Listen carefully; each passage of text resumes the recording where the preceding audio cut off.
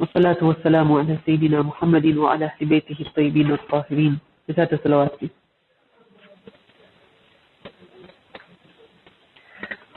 Okay, so basically we have reached quite ahead, alhamdulillah. Now I think you're ready for some very important and crucial discussions based on what we have decided, what we have learned. So we were trying to look at the common methods in getting awareness, and we went through shuhud, sensation, referring to a specialist, transmission, intellection, remembrance, and experimentation.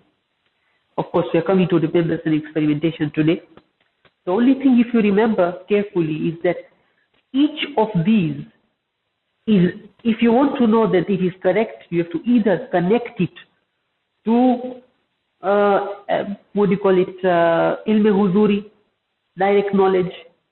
Either you have to connect it to direct knowledge through axiomatic principles. If we said axiomatic statements, you remember we said axiomatic statements stem from ilm huzuri, direct knowledge. Yeah?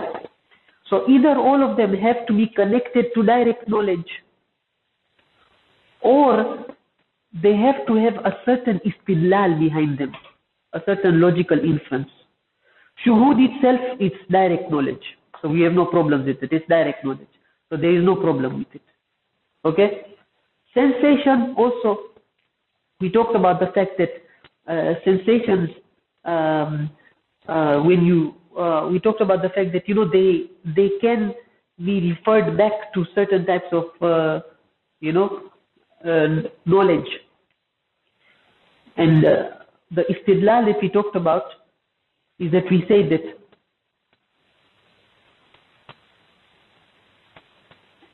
how do we take them to axiomatic knowledge? We are in need of an istidlal, we said. So we said that I have a state of awareness regarding a broken pencil. Every effect has a cause. The cause of this state can either be internal or external. You know it is not internal, so you know it is external. You remember? We brought this istidlal last time.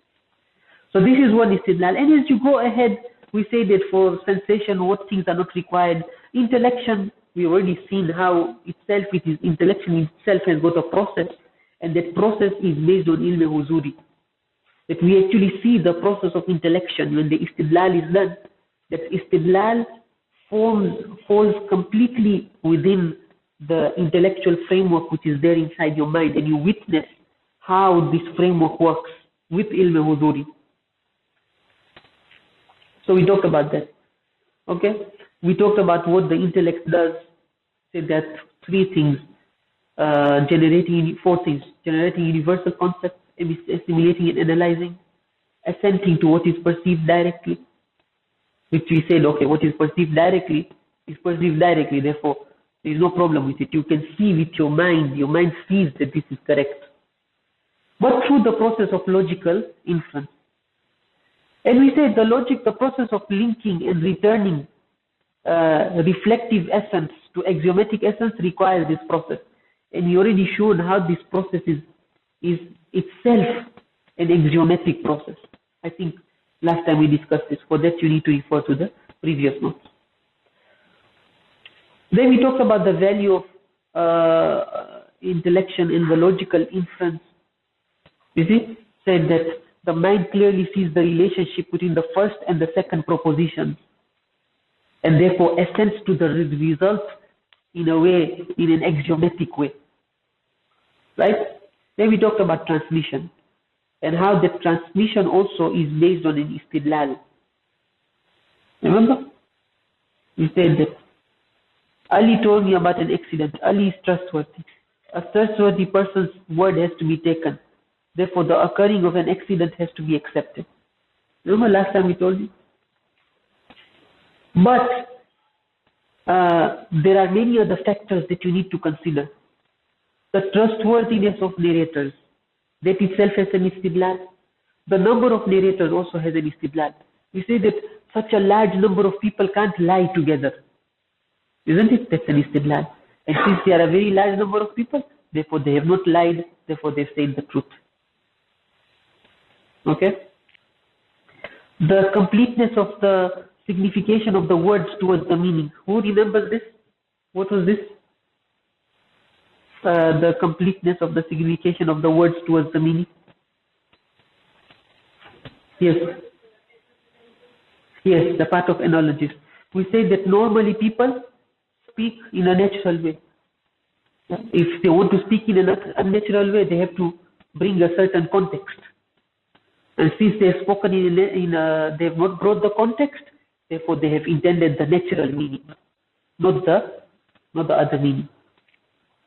So we talked about this, and then we said that all these factors are part of that istidlal. And because there is an istidlal, it's all part of ilm huduri.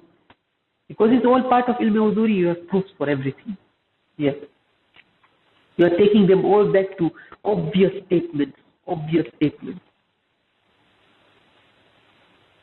Now, then we came finally to the narration, and we said that you have to look at every narration in terms of its narrator, in terms of the signification. Is it clear? Is it unclear? By clear, we mean that it is not analogical. By unclear means it might be analogical. It's an analogy, for example. In terms of the external conditions, like the external context, for example, he told you that there was an accident. In real, you heard like a big bang when you are inside the shop.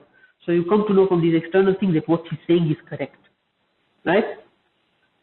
So all these are factors that you need to consider while you look at a narration. Now, remember we gave value to these. We said 1, 2, 3, 4, 5 last time we gave them value. Now, it's positive. That means if something has value 1, that doesn't mean it is a lie. It has at least one value. That means you cannot just ignore it completely. For example, an untrustworthy person comes and tells you a message. He is not trustworthy. He tells you that something has happened. That doesn't mean it has no value. It has a small value of knowledge, like maybe 1, 1.5, 1. Then when so many people who are not trustworthy, 6, 7, 8 people from different sides, they are not trustworthy, but still from different sides, 10, 12, 20 people tell you, the value increases slowly. The meter starts to go higher. It goes to 2, it goes to 3, it goes to 4, it comes up to close to 5. Because your mind, there's an istidlal that happens in the mind. What is the istidlal? What is it?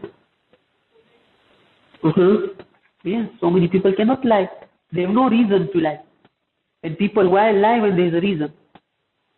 So many people, it is not possible they can have the same reason to lie. People from different areas. Yeah, if they were from the same area, from the same place, maybe they came out, there was a group of naughty boys.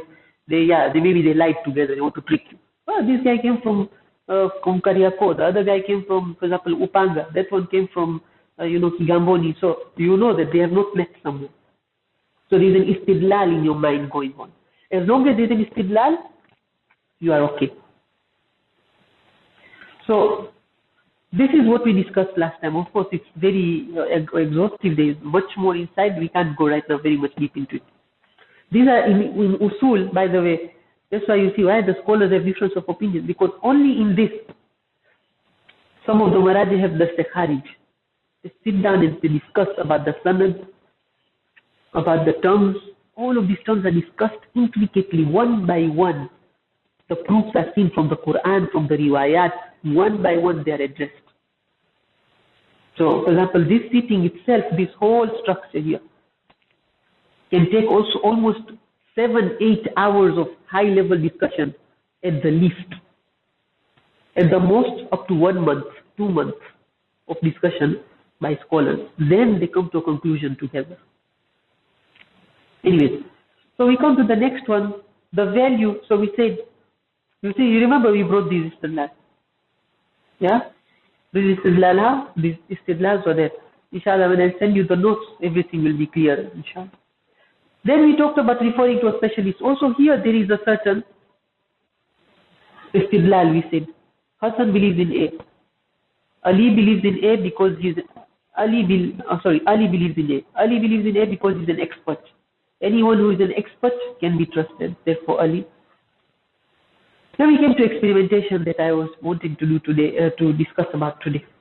Experimentation is the process of repetitive observation to prove a hypothesis. A hypothesis is what you want to prove. You postulate a statement. So you say, okay, I want to prove that, for example, water boils at 100 degrees, right? So this is your statement. Now you want to prove it. You have not yet proven it. You're just saying, you're presuming that water boils at 100 degrees. So you put this presumption. Then you start to prove it. When you start to prove it, you need sensation. Why? Because you're seeing it. You need to feel it. You need the thermometer to see how the thermometer is rising to 100 degrees. You need to use your eyes. And you need to use your sensation to see it. Second, to see whether it is water or not, feel. Is it water? Is it something else? Well, you have to take it up from the sources nicely. All this requires sensation. Second, it also needs the process of intellection. Why?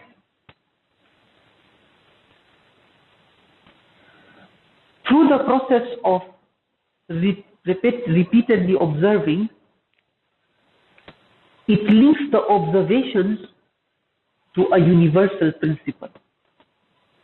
So when you observe repeatedly, let me just give you the istidlal here.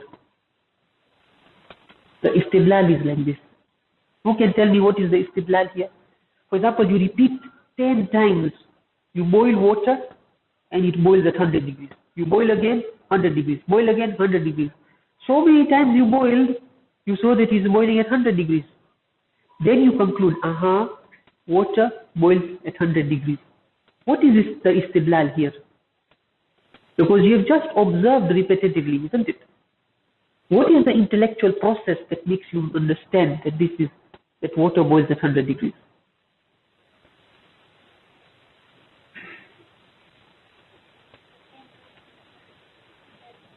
Yes, the same answer occurs again and again. So what tells your mind that this is a principle now? What your senses, if it's only your senses, we say, you remember, senses themselves cannot tell you a general principle. Senses will only tell you that which they see. But senses cannot tell you something, a universal principle. For a universal principle, you need something else. You need the intellect. So how does the intellect do? We say there is a process. Intellect normally uses a process of istidlal. What is that istidlal? Yes. Yes.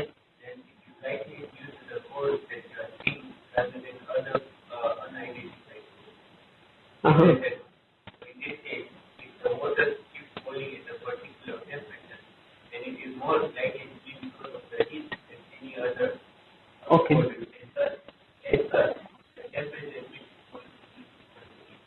Okay. Good. Very good. So this is a simple type of istidlal that is there. Yes.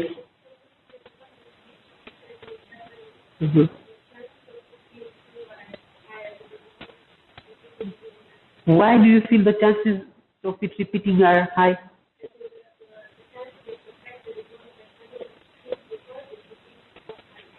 So what is the point in repetition that makes the chances high? What he said was the link there.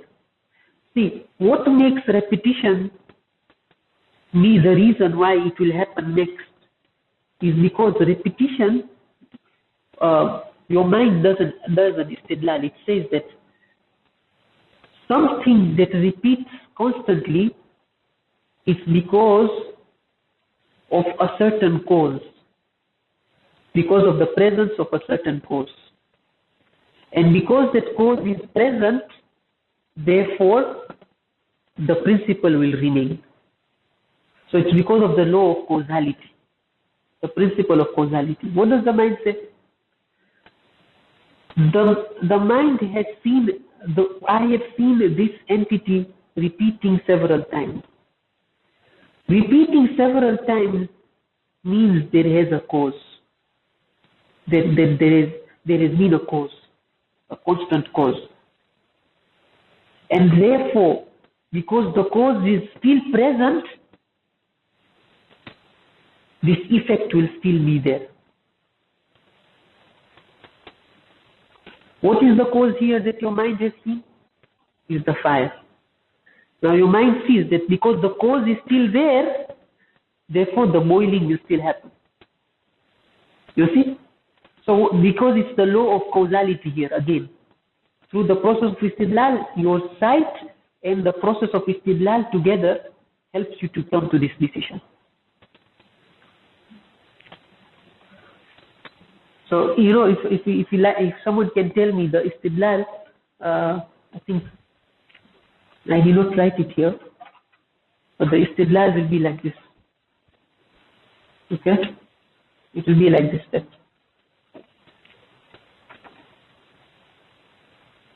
Repeated observation shows same result. Similarity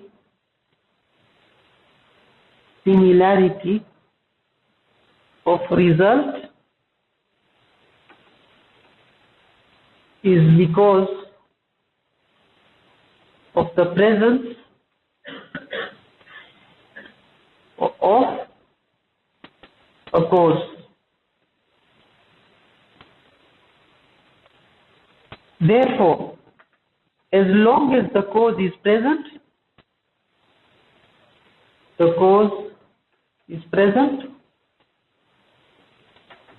effect will be present.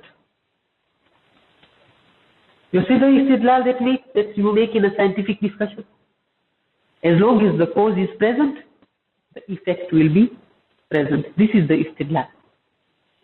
So in an experimentation process also, there is an istidlal that is behind the scenes. Your mind sees this repetition. It says, it can't be. This repetition must be because of a cause. And since the cause is going to be present next time also, therefore, the effect will be there. And that's how the general principle is brought out by the mind. So notice, if you notice here, there is the law of cause and effect, which is a cause and effect, we said, is an primary axiomatic principle. So that is one part. Another part is the observation. And the observation, the more it is repeated, the more you come to know that it is not a lie. The more you come to know it's not a lie. The more it's repeated, because you see, this is water, because you feel it, you touch it. So you know that you are not having illusions right now. You are seeing the fire, you are touching the fire, so you know there is no illusion. So now you are sure that what you are observing and what you are seeing and what you are feeling is correct. Because you remember I told you, you don't only see, you also try to feel. For example, you see water there, you look at a mirage, you might say, maybe this is an illusion, let me go and touch. So when you touch and you feel, yes, there is water, now your two senses confirm with each other, your mind gives yakin. Two senses can't be wrong. You know, two senses together can't be wrong. Yeah, one sense can be wrong. But 2, 3 senses together, you hear the water pouring, you touch it, you see it. Then your mind concludes that this is there. So your mind sees the water. Your mind touches and feels the heat. So the observation part is clear. It's badihi, it's axiomatic. The other axiomatic principle is what? The principle of causality. So together with these two principles, together with these two axiomatic points, your mind comes to the conclusion. So notice in experimentation also, there is yaqeen. But there is a glitch here. And that is that repeated observation tells us that it shows the same result. Similarity of result is because of the presence of a cause. That's the problem here. See, your disk is correct. Similarity of a result is because of the presence of a cause. This is correct. But what is that cause? What is that cause? This is where the points in scientists are confused.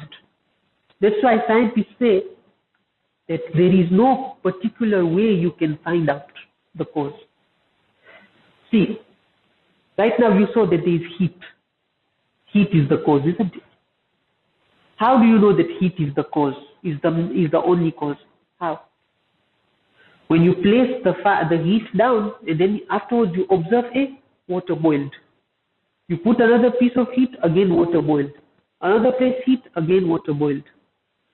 So you feel that this, my observation means that this water has a certain causality.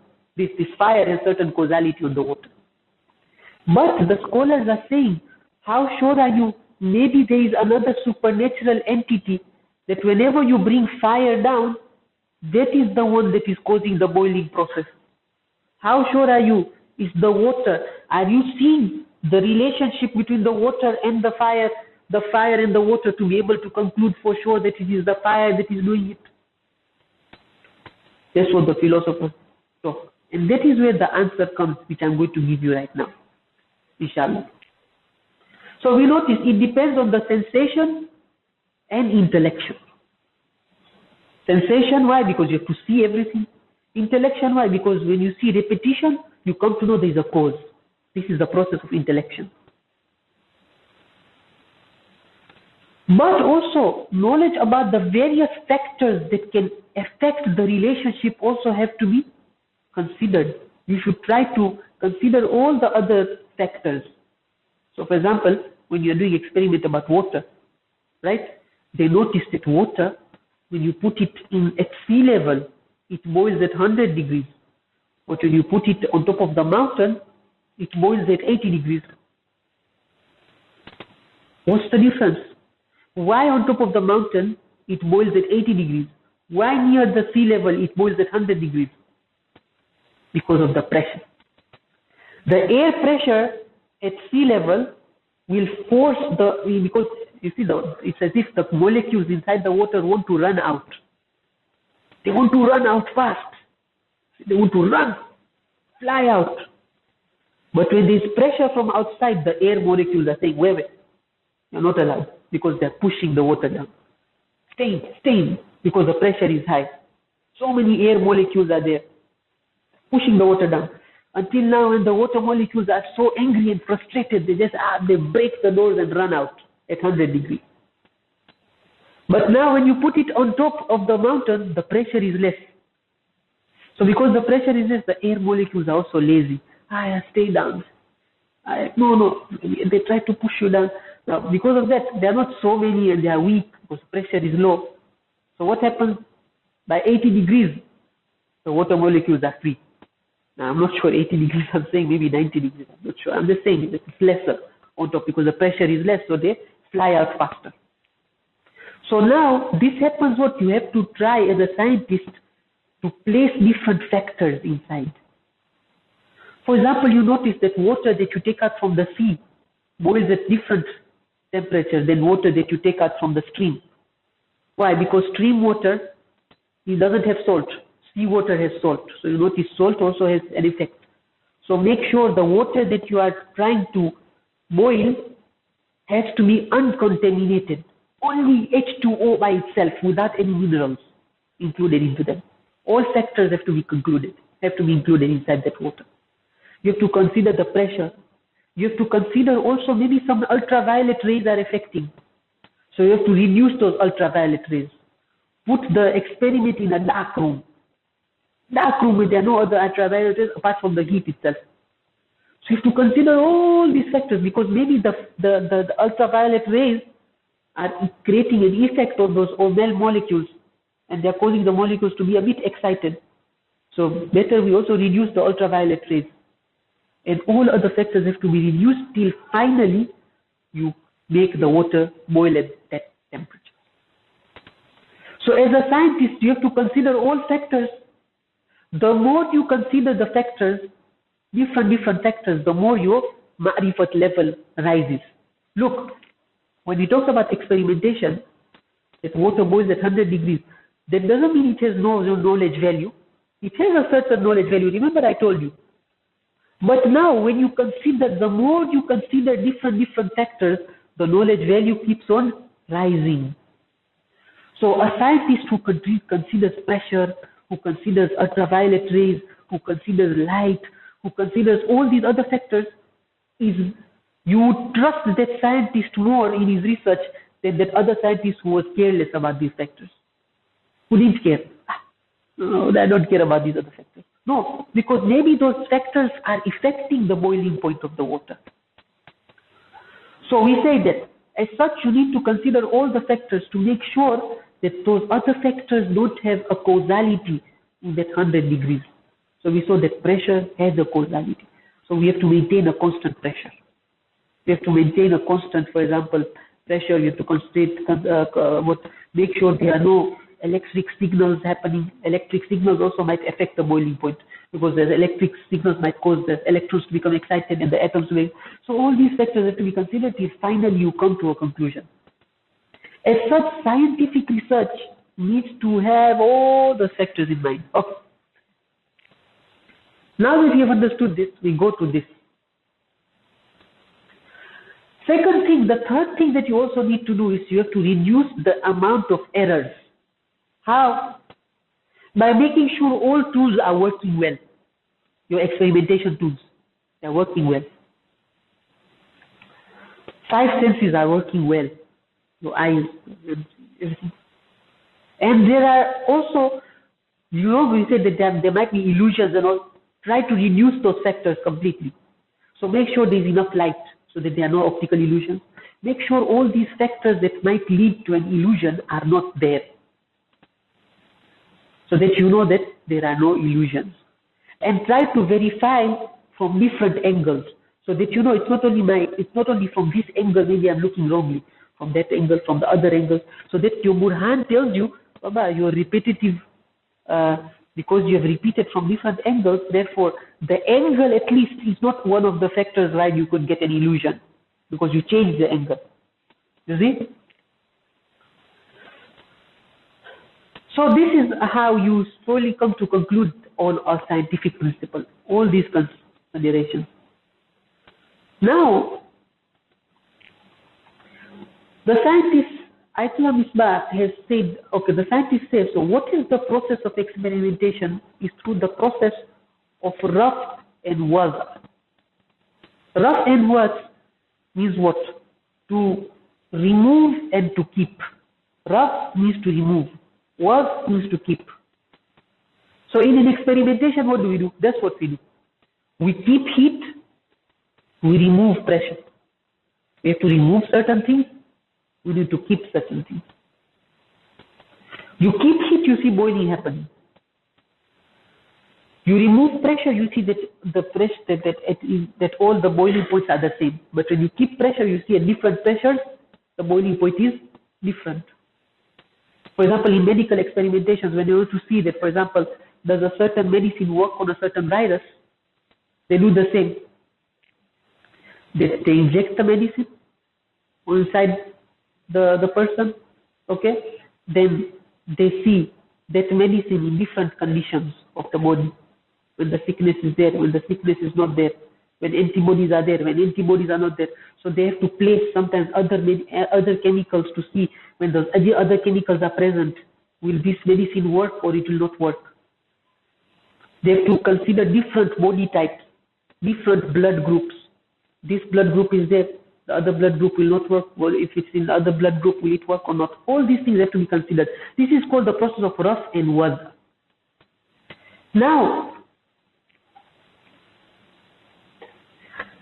scientific knowledge, because it is extremely difficult to predict the various factors inclusive in a certain experiment, scientists have concluded that we can never prove for sure any scientific theory.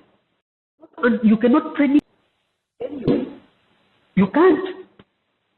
Right now, let's say, for example, when I want to, let's say I want to prove that the electron, for example, travels at a certain speed. If I want to prove that electrons travel at a certain speed, right, I need to observe the electron, isn't it? But when I observe the electron, I don't know what factors are affecting the speed of the electron.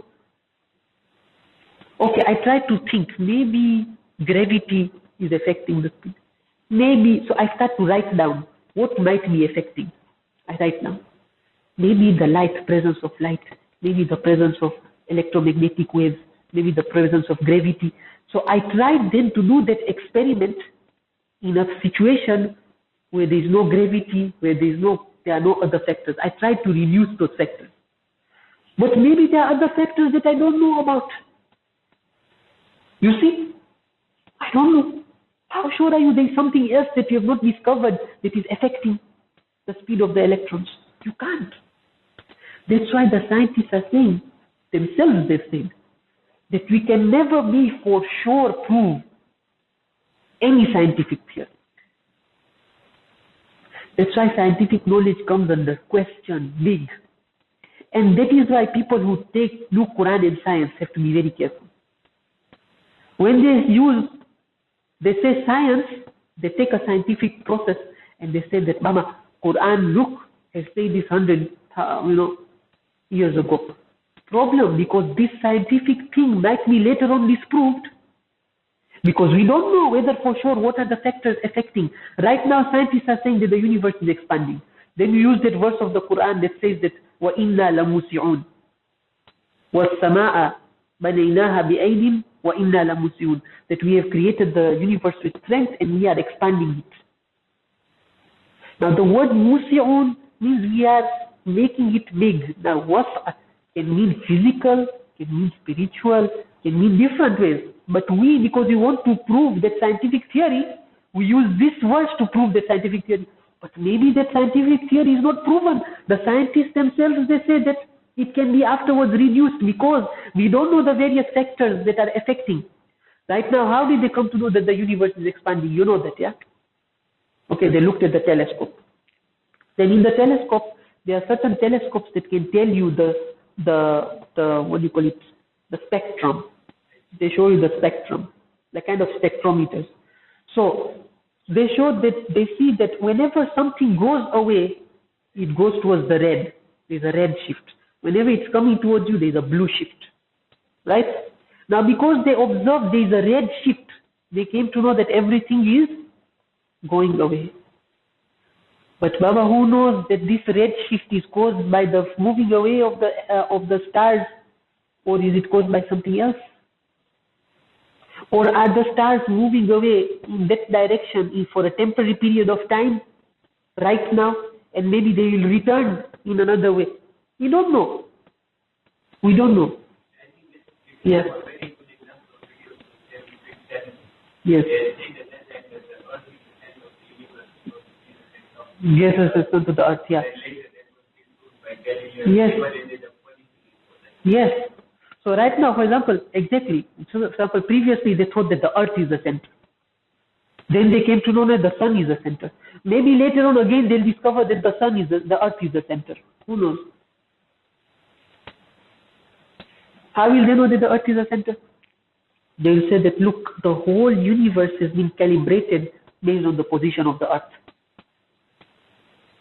They might come to that conclusion later on. They will say, oh, all those verses we used to prove that the tables will turn on us. So we have to be very careful. We can say probably the verse of the Quran is referring to this. Probably. Because scientific proof itself, they are saying we don't have enough proof. So we can't come to conclusions. You see? Yes, there are certain, as I said, there are certain experiments where all the possibilities, they are called controlled experiments. All the possibilities are considered.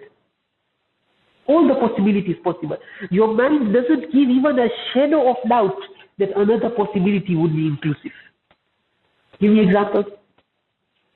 Example is the boiling point of water. Okay? I find that all the, like for example, I try to see all the factors. Pressure could be one. Electromagnetic rays could be one. All of these rays are reduce. Only the factors that I want, I keep them. Like, okay, I don't mind if gravity is there because I don't want to live in the space. Gravity, let it be there. I don't want to live. I want to know how much is the boiling point of water here on Earth. Let a little bit air be there because I want the boiling point in Earth, not somewhere else. So I keep certain factors and I reduce all other factors. Then your mind concludes that there can be no other factor possible influencing this particular thing.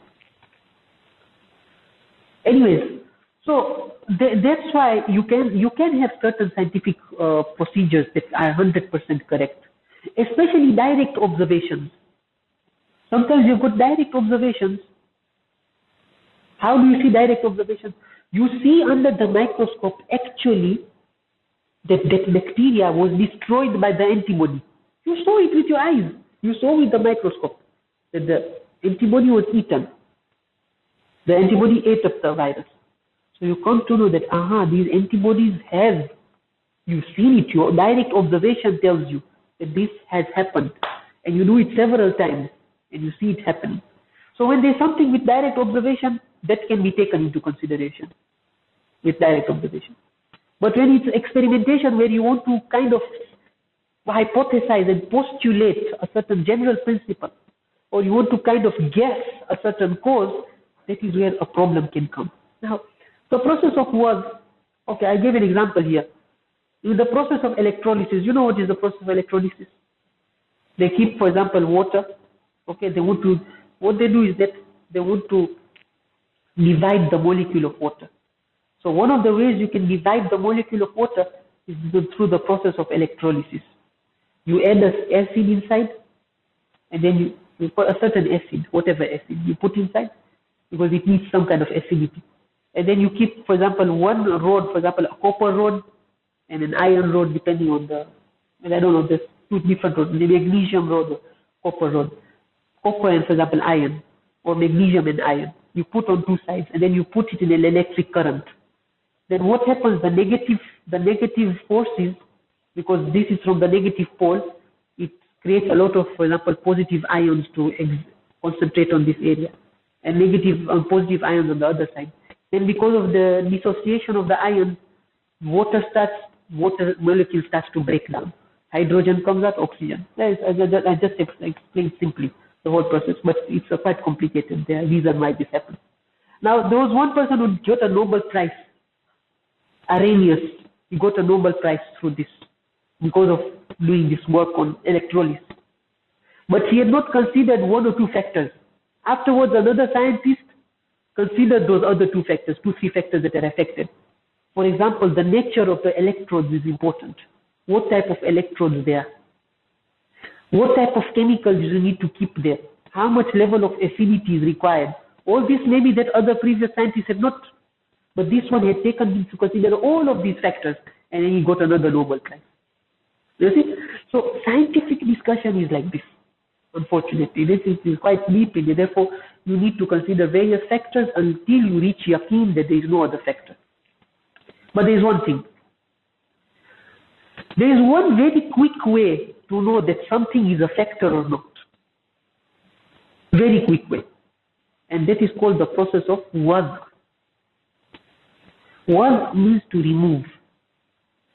What does that mean? Look, you want to know whether boiling water happens due to fire. So you do something called, sorry, it's called rough. I made a mistake. It's not about this, it's called rough. To remove. You want to know that fire is the cause or not. You remove the fire. You see that when fire is removed, the water starts to turn off. Okay? You want to know whether pressure is the cause of the water staying or not. You remove the pressure. You see that the water doesn't stay, it goes away. So this is called the process of wazn. Through the process of, the process of raf. Through the process of raf, you can definitely come to know the factors that are affecting a certain experimental procedure. You get that? So for sure you come to know that these are the factors. Once you know these are the factors, it makes it easier for you. The more you come to know factors, the better. That's why you are told in experimentation, do experiments in different areas, keep different chemicals. Anything that comes to your mind, do. Remove as many possible things as possible. You put a medicine inside the body, okay? You removed, let's say, you removed the red blood cells. But still the chemical acted. That means, red blood cells are not affected. Okay? Then, for example, chemotherapy nowadays, they do chemotherapy, yeah? So, in those chemotherapy, you want to know whether these chemicals, what things in the blood are required for this chemical to work. So you start to remove those things one by one. Then maybe white blood cells play a role, you remove the white blood cells. You see that when I remove the white blood cells, the chemotherapy didn't work. When the white blood cells were present, it worked. White blood cells I removed, it didn't work. Red blood cells I removed, no, it still worked. Platelets I removed, it still worked. Some of the chemicals, sugar I removed, it still worked. So you come to know from removing, you come to know what is a cause, what is a factor. The more you come to know of factors, the closer you come to the answer, and the higher becomes the knowledge value. Okay? Fine, we come to the next one, which is memory, very quickly. So, memory has got two things. To keep things in mind, one, and second is to remember. It has got two things. See, keeping in mind is like right now, okay? You are studying right now, right? And you have kept it in mind. Yeah?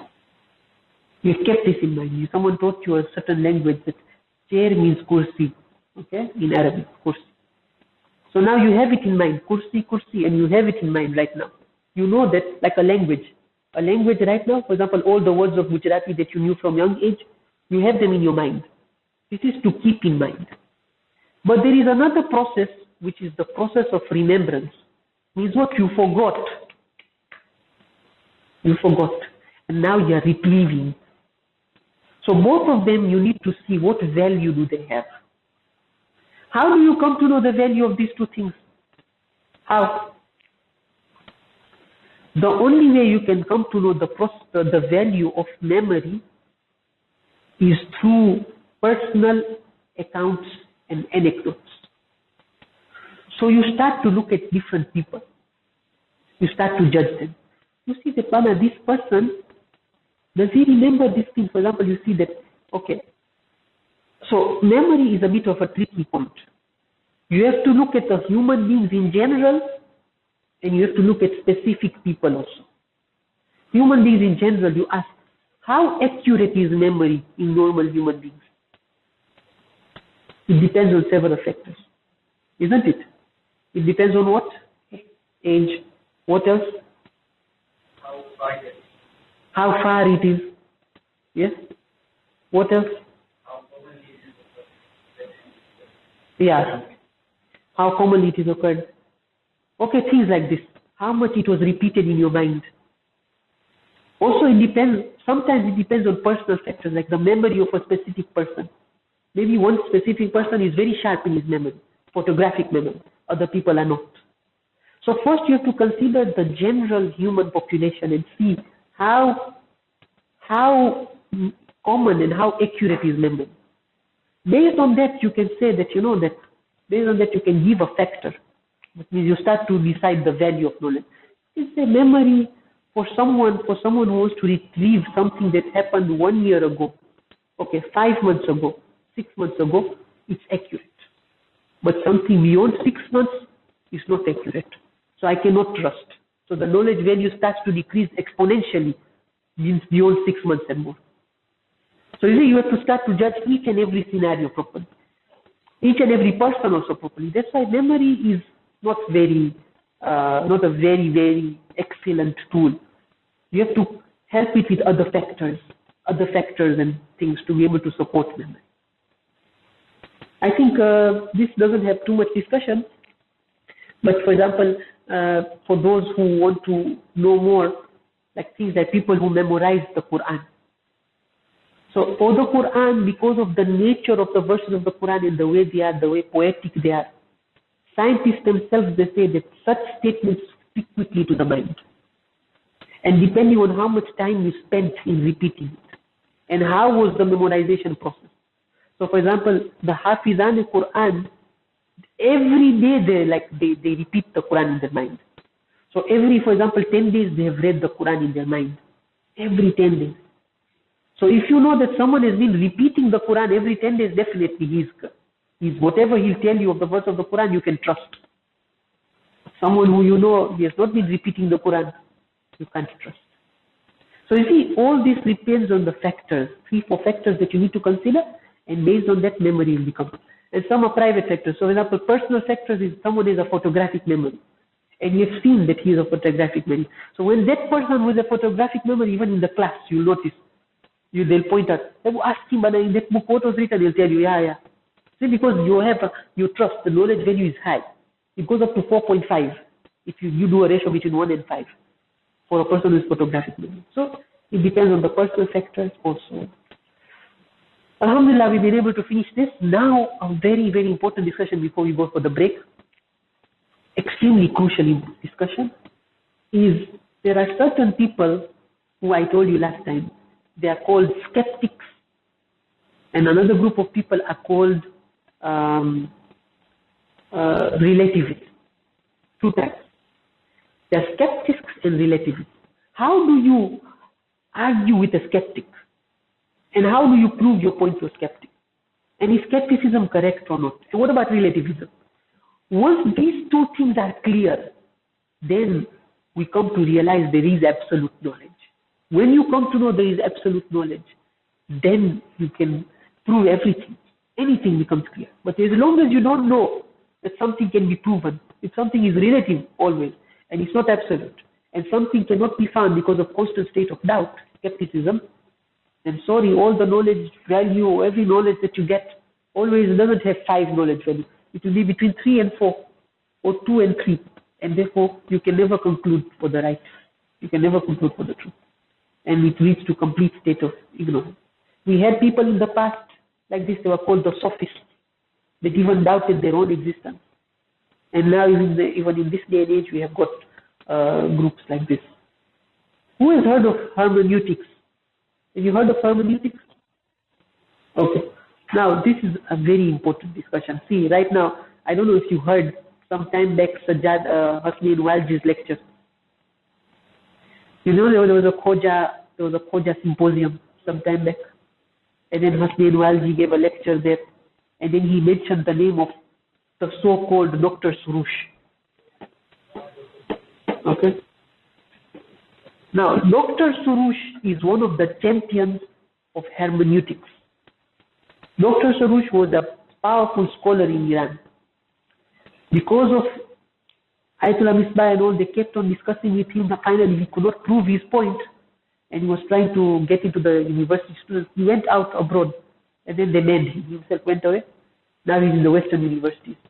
He has written some of the books, and in that he's proving the importance of hermeneutics. Hermeneutics is what? Is that this Quran that you see, everyone can interpret themselves. And therefore there is no absolute Quran. Everyone has their own interpretation. Therefore from this Quran, people like Irshad Manji can prove that lesbianism is allowed. From the same Quran. Why? Because I understand it my way. See?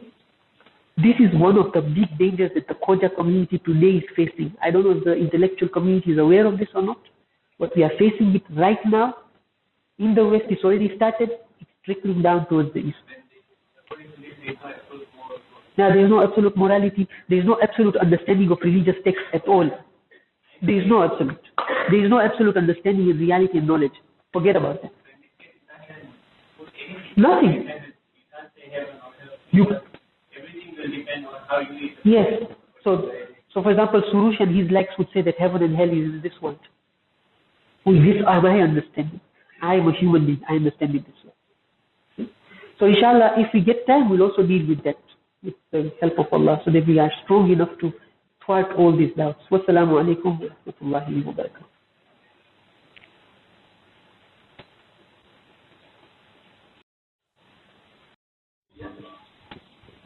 Who is a skeptic? Yeah, one person, there's some people just doubt in everything. Because he's skeptic.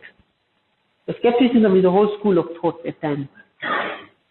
It comes from doubt and generally means that the person can never have certain knowledge. He can never have certain knowledge. That means he can never say something for sure, 100%. This is correct. Never. This is called skepticism. That means he always has a doubt. Maybe this is not true. Always, he can never come to that 100% conclusion. Now, doubt can have two meanings, because he's always, as I said, skepticism comes from doubt. So what is doubt? Doubt has got two meanings. One is giving an equal probability to something and its opposite. Is this the font size? It's not stable. Okay. Is this more? So skepticism comes from doubt.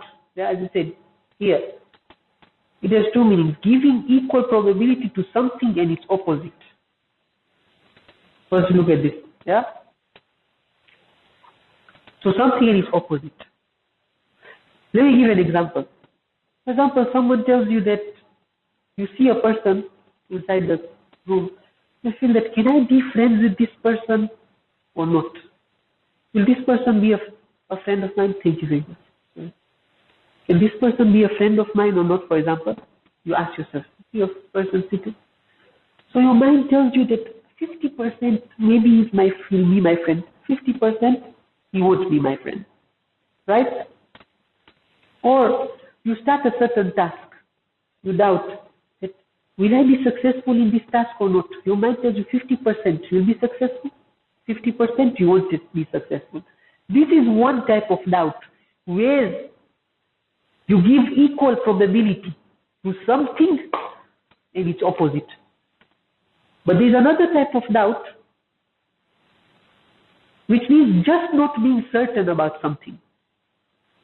And this is the definition we are looking for in our discussion. Just not being certain about something. For example, when asked whether the soul exists, okay? The soul exists. He says that maybe, I'm not sure. Soul exists, maybe, I'm not sure. You see, that's what he says. He doesn't say, I give 50% possibility that it doesn't give, and 50% possibility that it exists. No. This statement, soul exists, when I just look at it itself, I say that I'm not sure.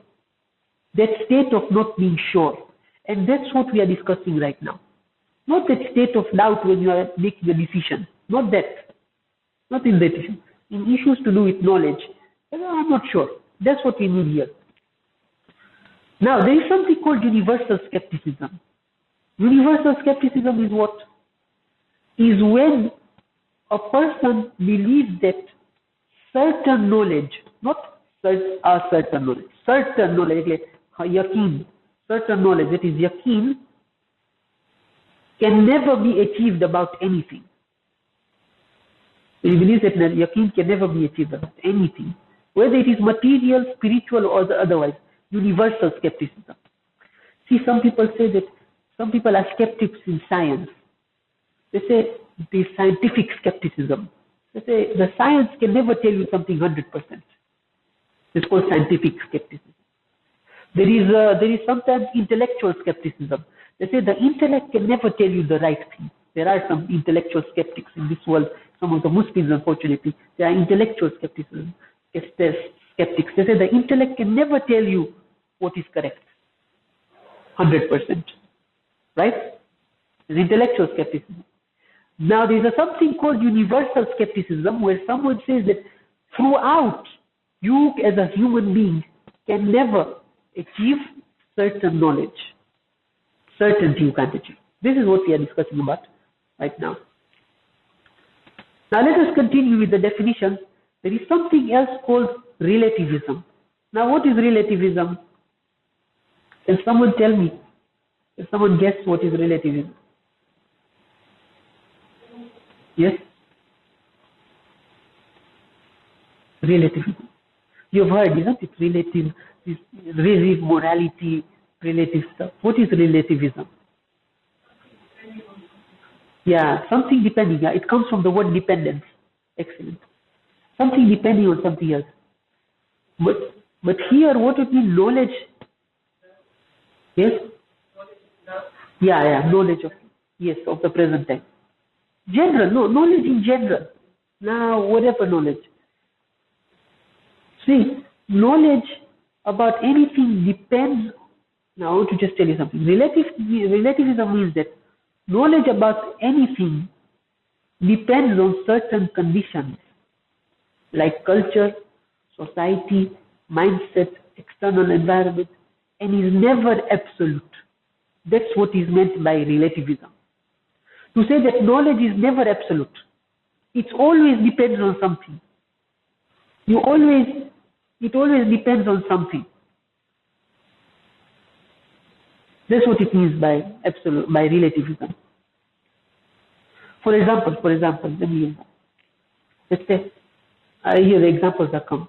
So of course, some forms of knowledge are relative. Some forms of knowledge, even we agree, are relative. Even here as Muslims. For example, what? They are depending on conditions like one's physical environment. Okay? So for example, of physical environment, water boils at 100 degrees Celsius. But if the pressure is the same.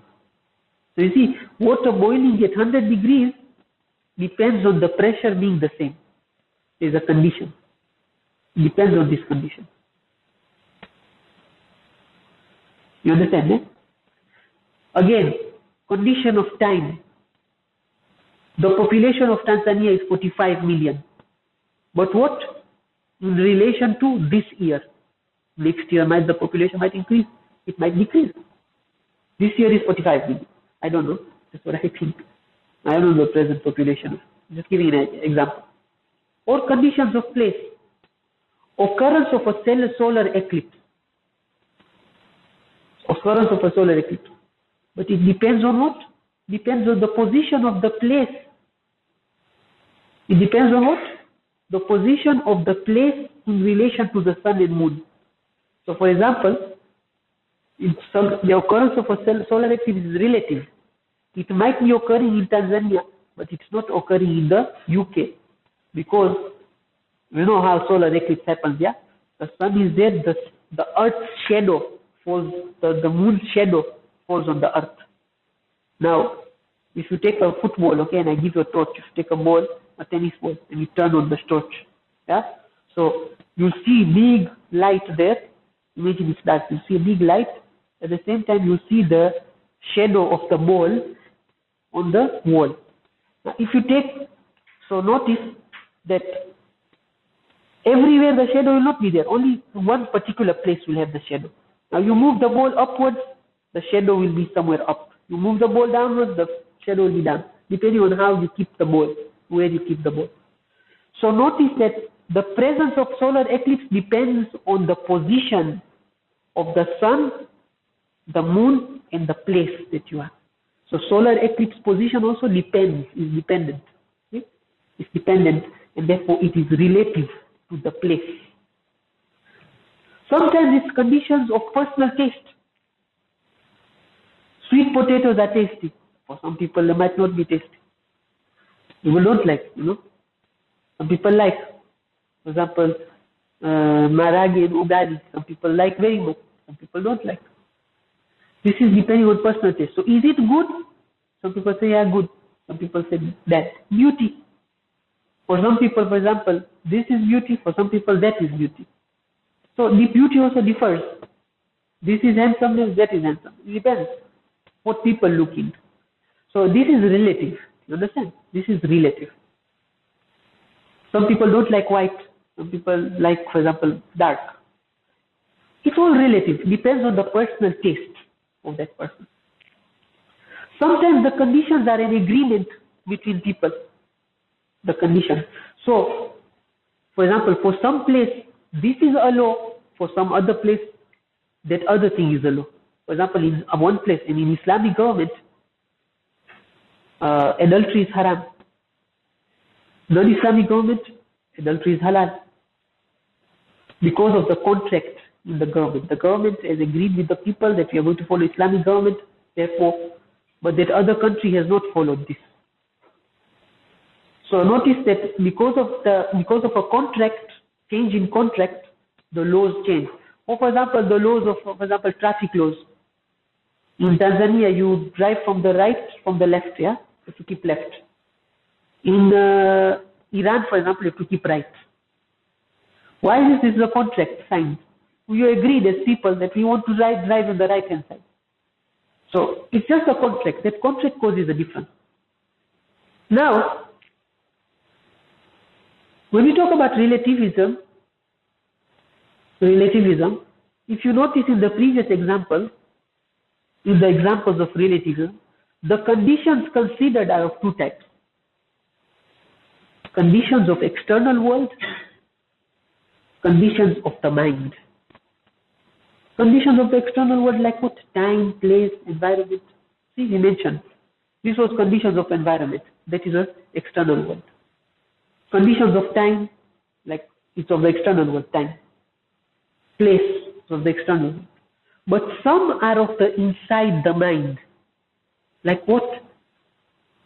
Like your personal taste. Personal taste is not outside, it's inside your mind, the way you are. No? It's not something outside personal. Inside here, you feel it, that's your personal taste.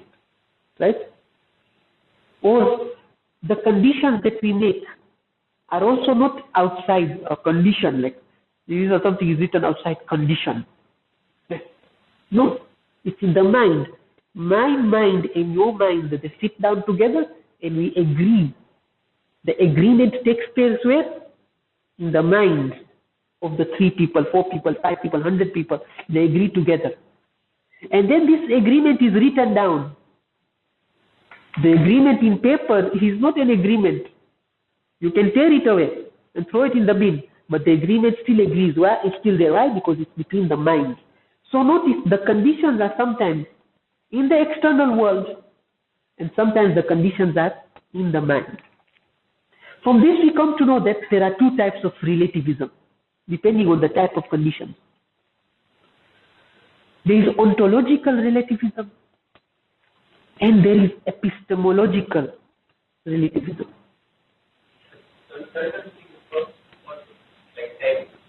Yeah, they can. Good. So ontological relativism is what? Certain knowledge about anything in the external world is always conditional to the presence of all conditions in the external world. That means if you want to know something about the external world, always it is conditional to the conditions, like it is related to the conditions in the external world.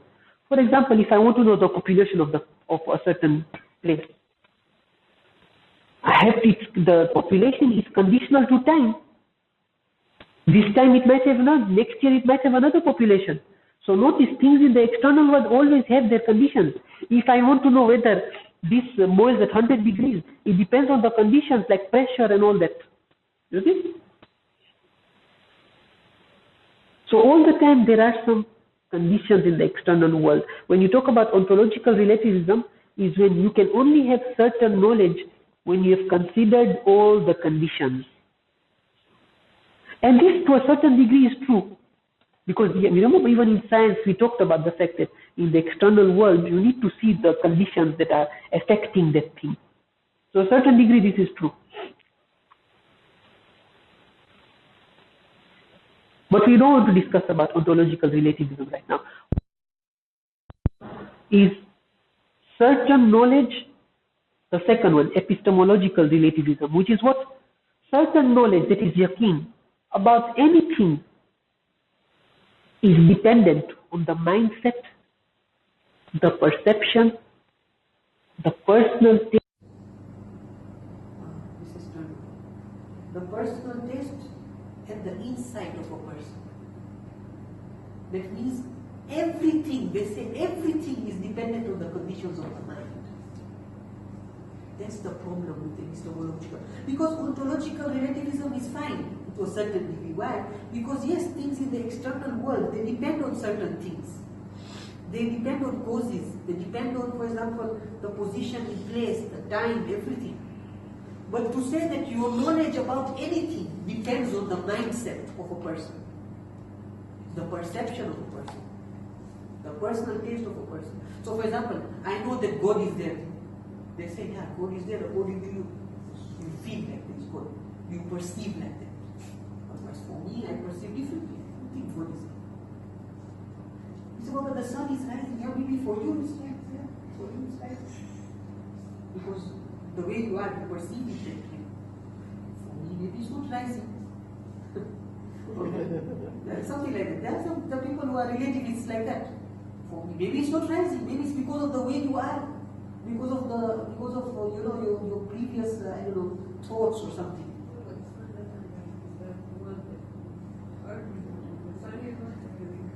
Okay, yeah, that's what I mean. The sun, yeah, correct. So no. They say, Asam, this fact that you are seeing that the earth is rotating, you are feeling it. It's because of your personal taste, your personal opinion, your own personal insight. It might not be happening outside. How sure are you? It's related to you. Everything you know is related to you, not related to reality. In the reality, maybe something is not the way it is. You are seeing that this is white. It's because of you. Maybe it is blue. This is called relativism. Anything that you hear, for you this is loud. Maybe it is not loud. It is slow. For you this is painful. Maybe it is not painful in reality. But for you it is painful. This is called relativism. In everything, epistemological relativism. That is, whatever knowledge you get depends on the conditions of your mind and your state and your personal taste and your perception. That is, always your perception defines what you understand and what you feel. Right? Based on this, we can never say knowledge about reality. Because there is no absolute knowledge. What you can say is knowledge of this person about reality. This person's knowledge about reality differs from that person's knowledge about reality. That person's knowledge of reality differs from this person's knowledge about reality. And it's okay because everyone depends on themselves. All of them are depending on the conditions of their mind and their state. This is called epistemological relativism, and there are people, you'll be surprised, in this world today as we are seated right now, big philosophers with big beards and big hairs like this, that believe in this. You'll be shocked. Yes?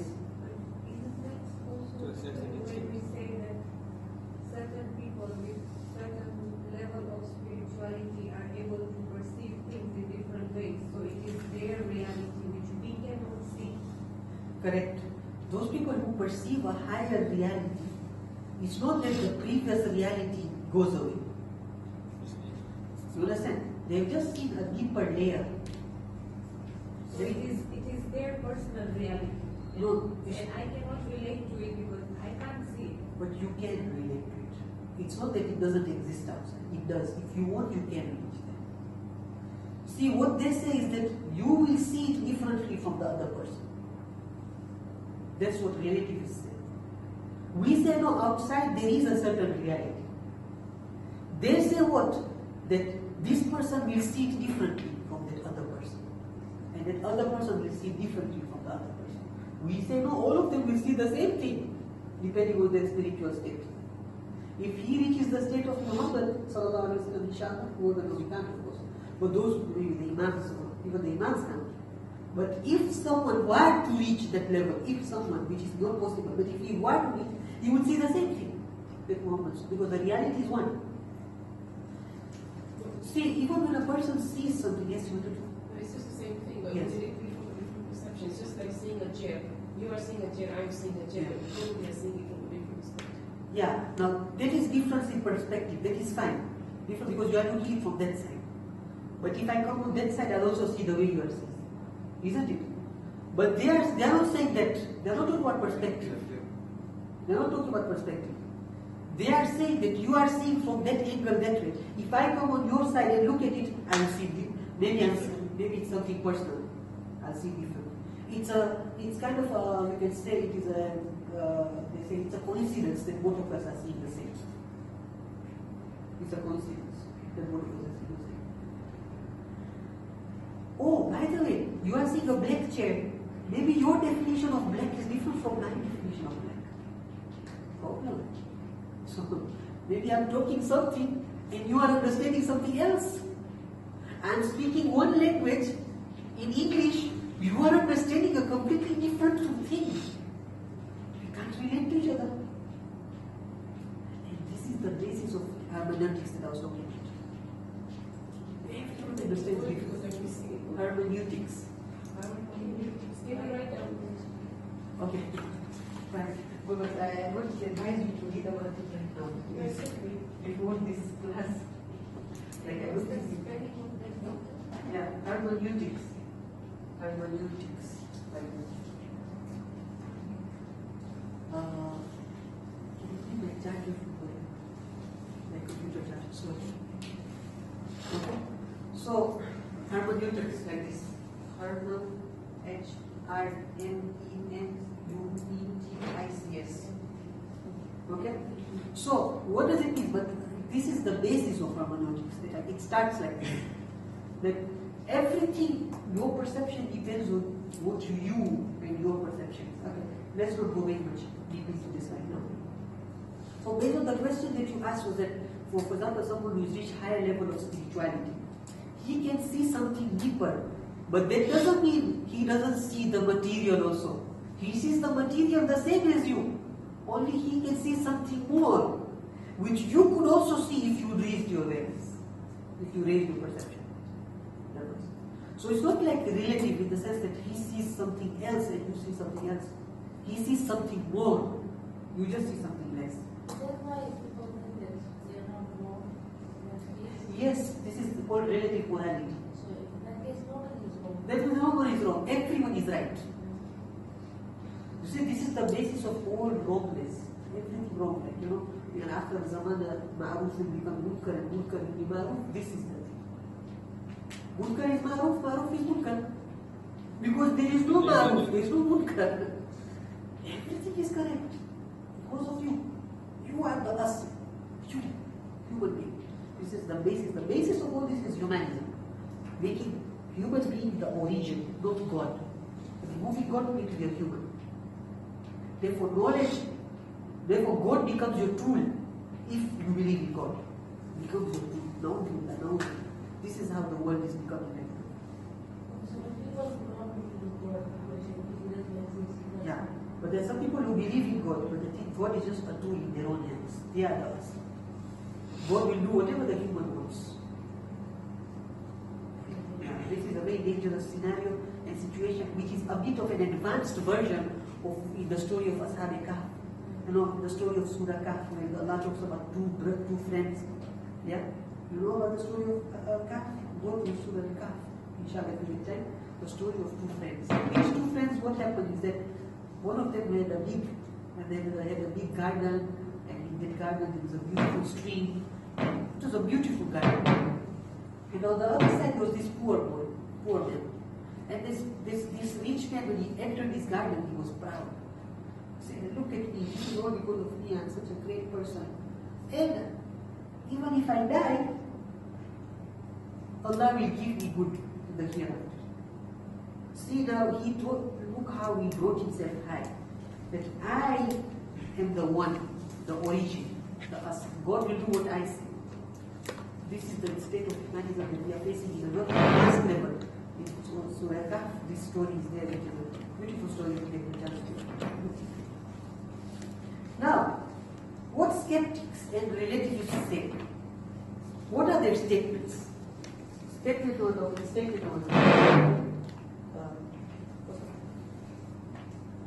Statement number one. A person can never have certain knowledge about anything.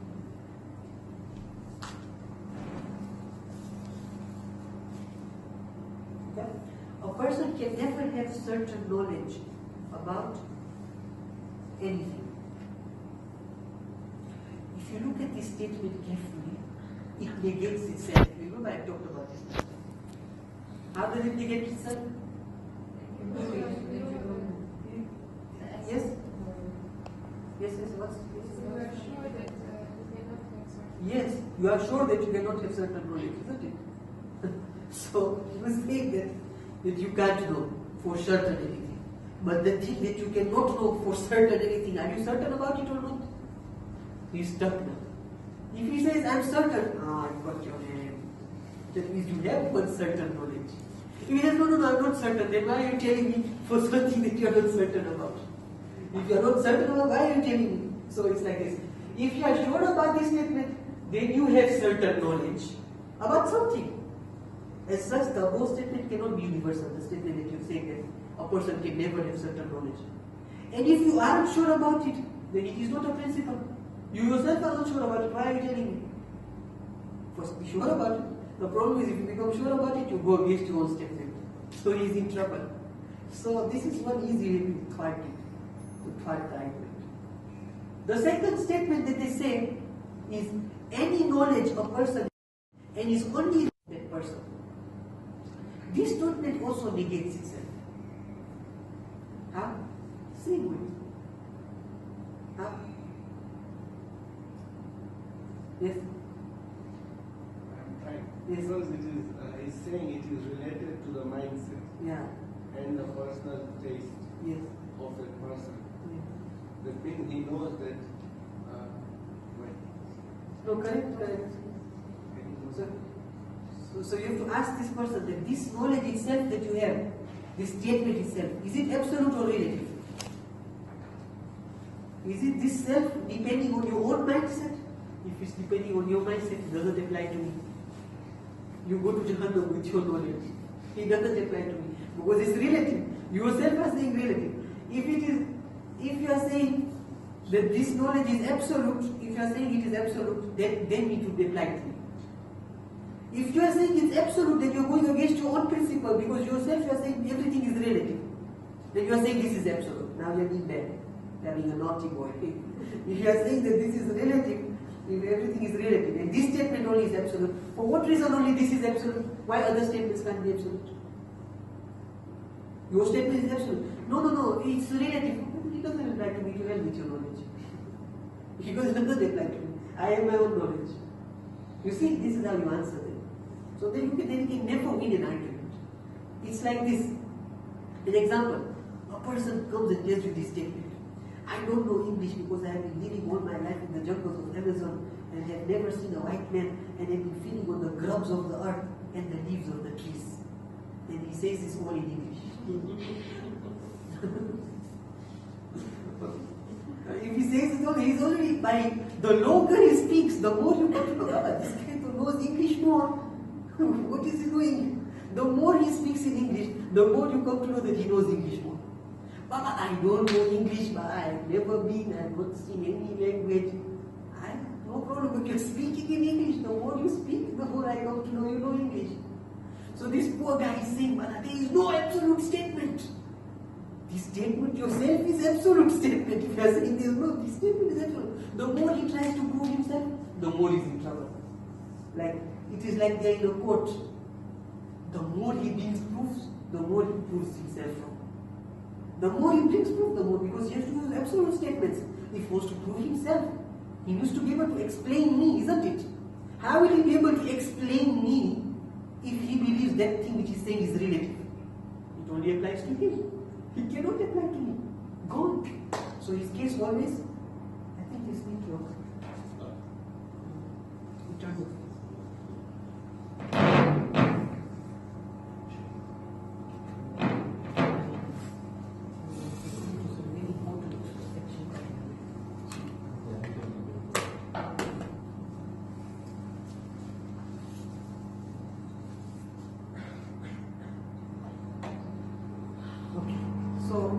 This is a simple way of disproving them.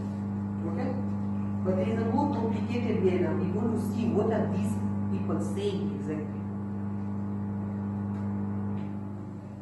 What are they saying? We want to know. What are their proofs? Why did they come to this relativism and all this? What is the reason? Now, first we are still wanting to disprove them. Like, in a war, like in the fighting. You hit them punches, final, like destroy them. Then you give KO, final KO, like just finish them completely, destroy. So right now we are giving them punches, like big ones. Like, these are very huge punches. We are still making them stay a bit alive so they feel the pain. Whatever proof they bring, they will have to admit to a certain number of absolute and certain statements. Presence of audience. They are talking to you, isn't it? So we ask him, you believe that I am there or not? Oh, yes, I believe. But maybe not, maybe I am not there. So why are you wasting your time? Why are you wasting your time? Maybe I'm not there. Go away. You go sleep in your bed nicely. You enjoy with your world the way you want. Maybe I'm not there. No. So this is answer for certain. What about absolute? You can maybe I am there is because of your mindset. Your mindset is that it's seen. Maybe I'm not there. So why are you wasting your time? So you think these are type of answers you give them. Second, knowledge regarding all the primary and secondary propositions of the logical inference. See, they come and give you they come with an argument, isn't it? They bring one statement, they bring another statement, a third statement, they give you a lecture. All these statements that they are giving, do they think they're absolute or relative? If they think it's absolute, then they believe they need absolute knowledge. If they think it is relative, it doesn't apply to you, sorry. It applies to yourself. Okay, you believe that you have certain knowledge about these propositions or you have uncertain knowledge about it? If you have uncertain knowledge about it, then why are you wasting my time? If you have certain knowledge about it, then you already go against your principle. You see how you just destroy them one by one? Like there is no way they can run away from it. Like like you've already them one. Right? Okay. Knowledge that the audience can understand.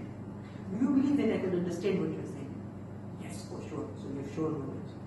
No, I'm not sure. Then why am I saying it? Like that, you keep on going. Knowledge about the correctness of his logical induction, knowledge about the effectiveness of his logical inference, knowledge about that his statements cannot be true and false at the same time. Finally, you just get it. Forget about everything. Do you believe that what you are saying can be true and false at the same time?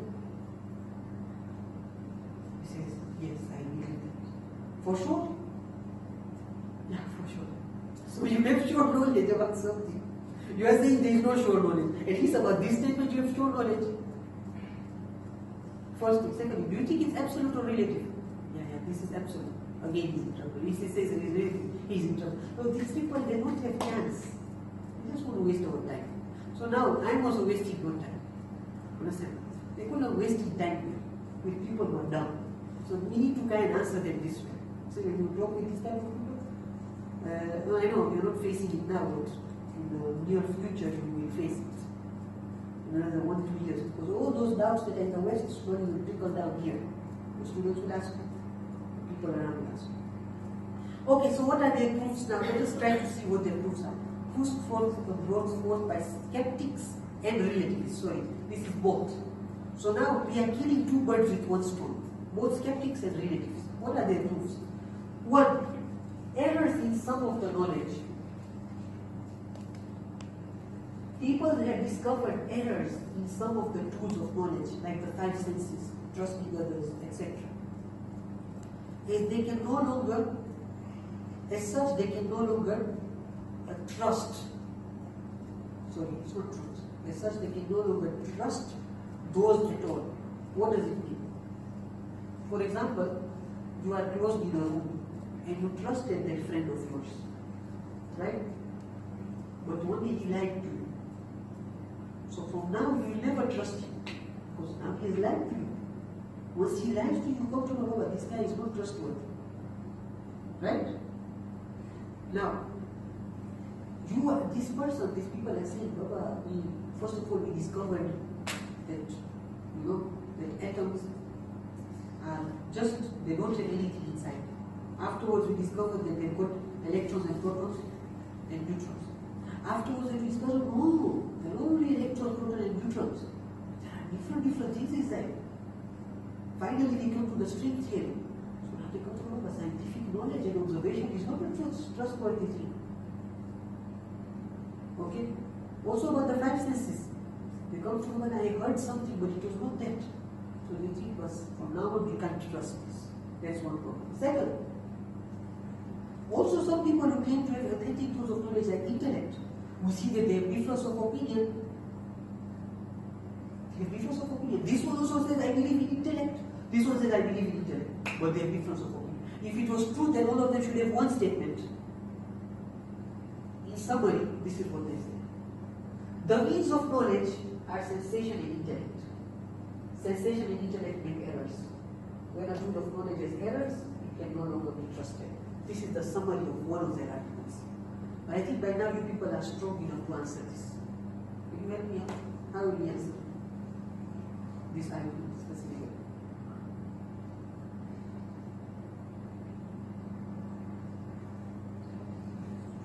Yes? No, the question is how will we answer? This is their argument. See?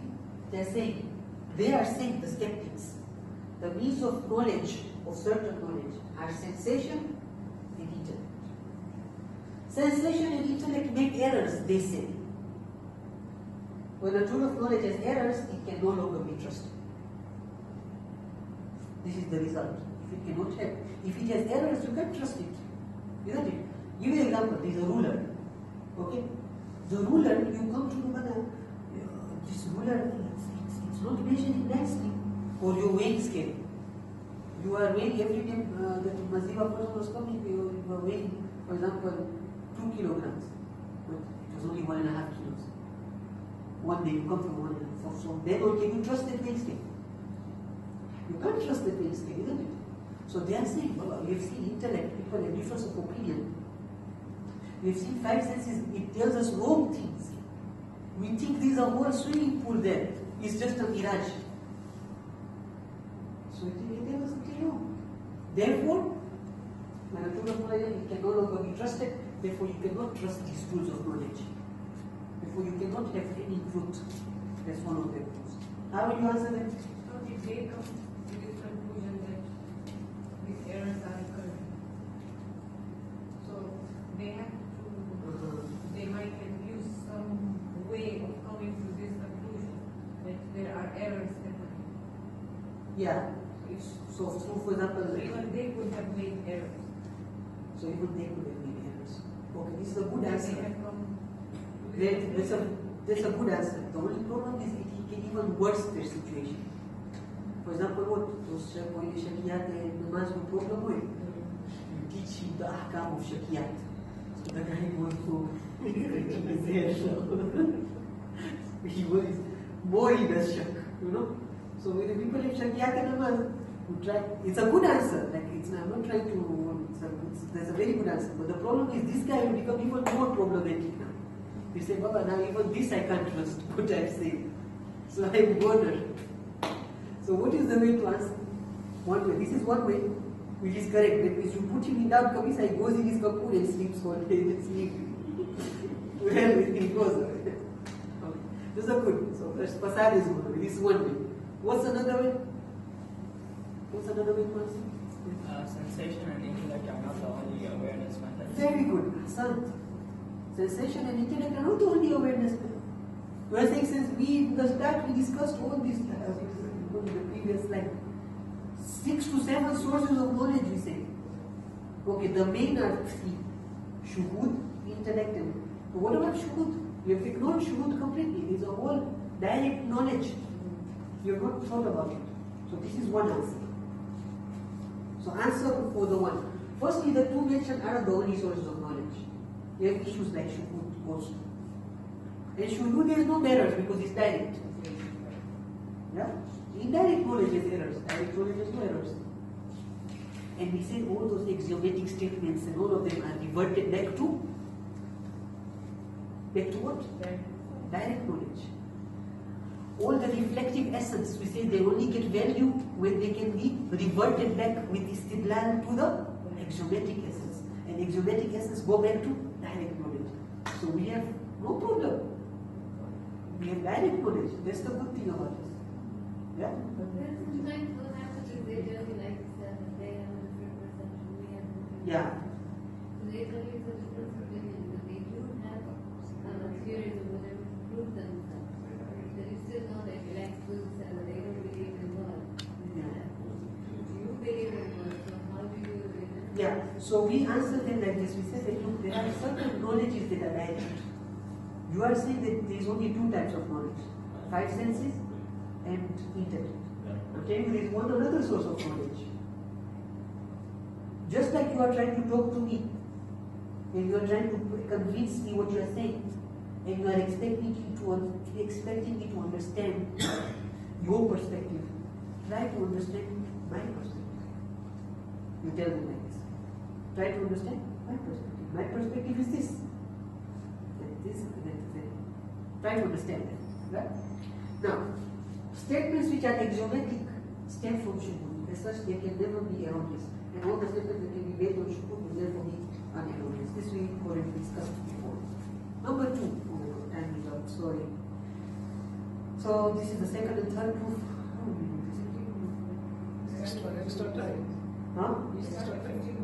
I said, sorry, but I don't want to pull. Should I finish this first?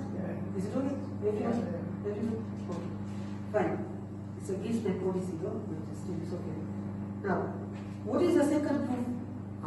This is one of the proofs that they like a lot. They say all entities are connected to one another. Look at this proof. Huh? All entities are related and connected to one another. Therefore, for example, you want to come to know about the sun. The sun is not alone. It's connected by gravity to various other stars. It is connected, it's inside the galactic system.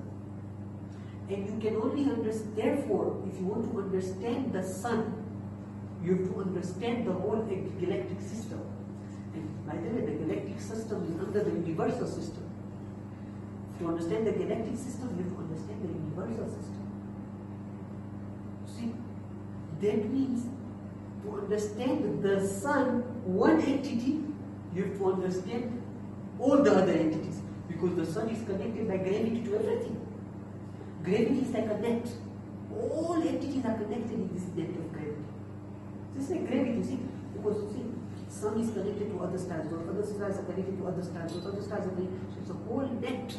So everything is connected to everything. As such, if you want to know one thing, you have to know everything. And you can never know everything. So you can't know one thing.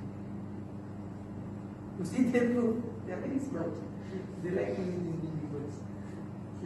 They said to know one thing, you need to know everything. But you cannot know, you can never know everything. Therefore, you can't know one thing. It's a logical, seemingly logical proof. For example, they say, see, everything is a cause and effect.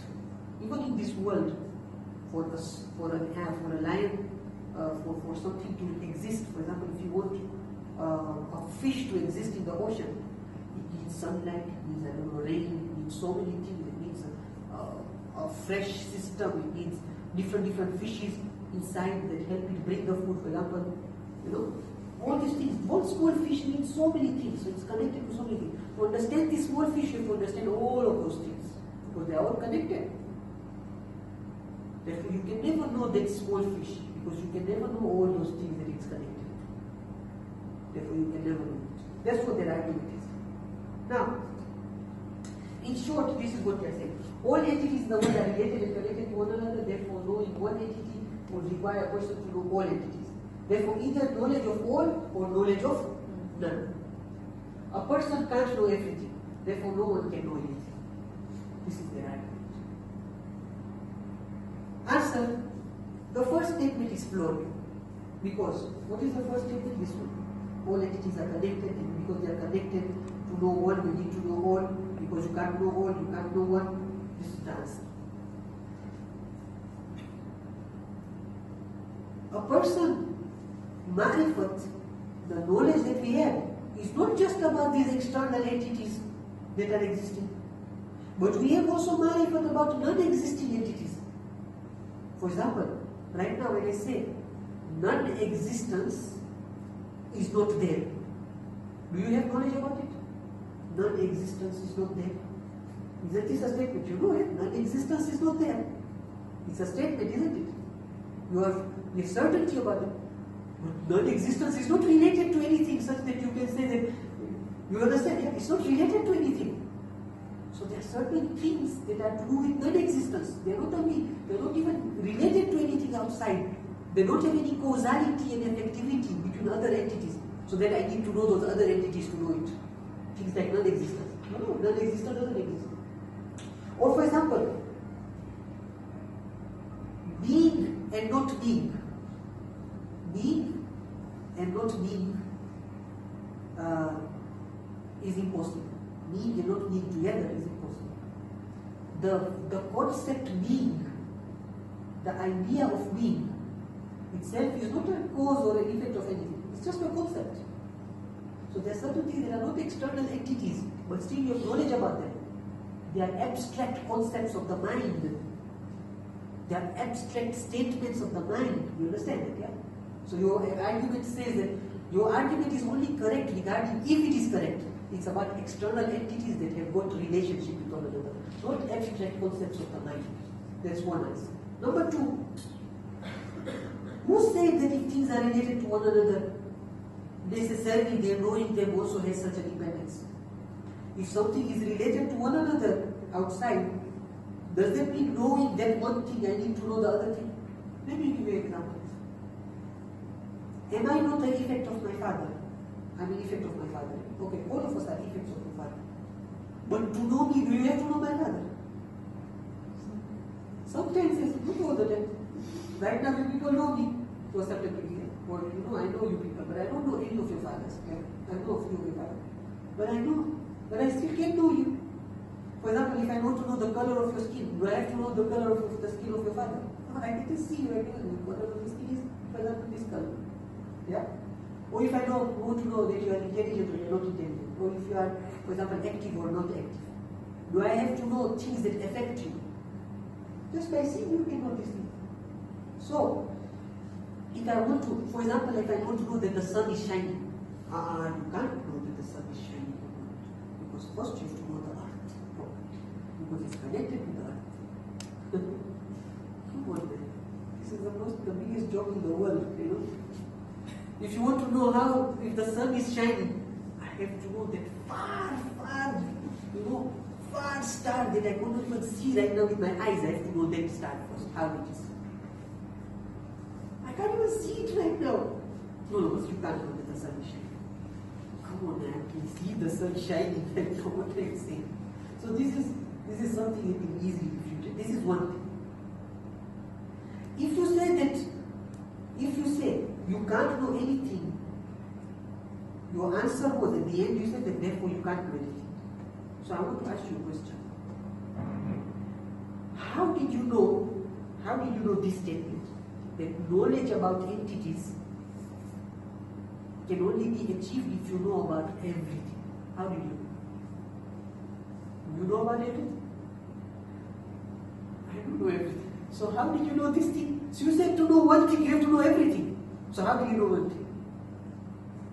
You stuck now. Because this one thing you can't know. I'm sorry to say. Based on your own principles, you can't know. If you can't know, then you are going against your principle.